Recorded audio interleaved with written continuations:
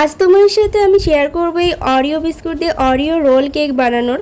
তো এই কেকটা বানাতে গিয়ে না আমি একটা মিস্টেক করেছিলাম, যে মিস্টেকটা করেছিলাম সেটা তোমার সাথে ভিডিও শেষে শেয়ার করছি। কেকটা বানানোর জন্য প্রথমেই এখানে সমস্ত বিস্কুটগুলো আলাদা করে নিয়েছি। এরপর এই বিস্কুটগুলো থেকে পুরো ক্রিমটা ছাড়িয়ে নিলাম।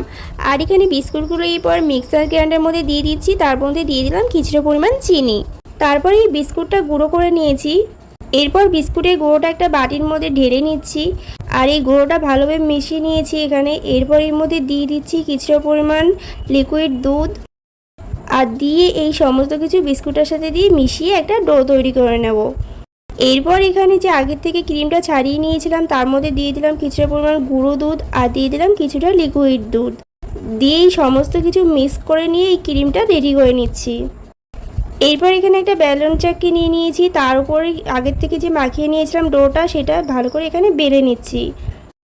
গোল করে বেলে নিয়েছি। এরপর এখানে আগের থেকে রেডি করে নিয়ে ক্রিমটা পুরোটা এটার মধ্যে দিয়ে দেবো, দিয়ে এই পুরোটা রোল করে নিচ্ছি। এরপর এই প্লাস্টিকটা দিয়ে ভালো করে মুড়ে নেব।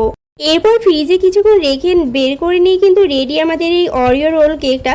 কিন্তু আমি ভিডিওতে যেমন দেখে বানিয়েছিলাম না সেরকমটা কিন্তু একদমই হয় না, বরঞ্চ কেকটা কাটার পরে কেমন যেন একটা হয়ে গেছিলো। আমি বুঝতে পারছিলাম না যে ঠিক কী মিস্টেক আমি করেছিলাম, তার জন্য আমার সাথে এরকমটা হয়ে গেল। কিন্তু যাই হোক, কেকটা এখানে দেখো আমার পুচকু মামু কিন্তু খেতে ভীষণ পছন্দ করছিল, যেটা দেখে আমি যদিও কেকটা বানাতে ফেল করি তারপরেও আমার বেশ ভালো লাগছিল যে না, কেকটা টেস্টি তো হয়েছিল।